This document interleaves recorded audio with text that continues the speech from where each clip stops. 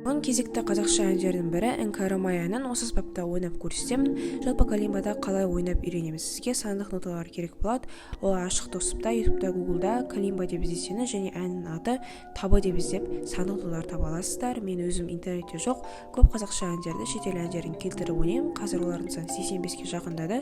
Олар бізден калимбалық жадарға тегін беріледі және жақында мен курс ашу ойым бар. Ол жерде қалай кез келген әнді калимбаға келтіріп ойнауға болатынын үйретемін.